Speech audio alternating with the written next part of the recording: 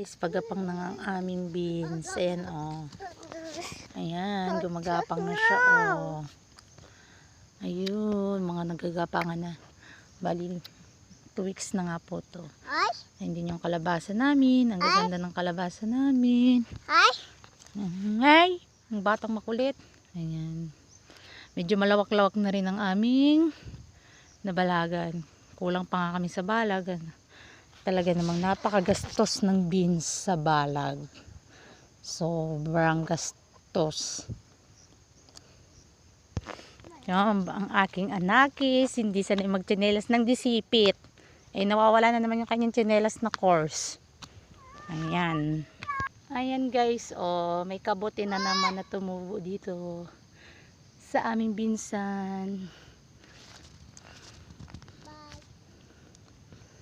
May mga bulaklak na din ng aming mga sili. Ang daming bulaklak.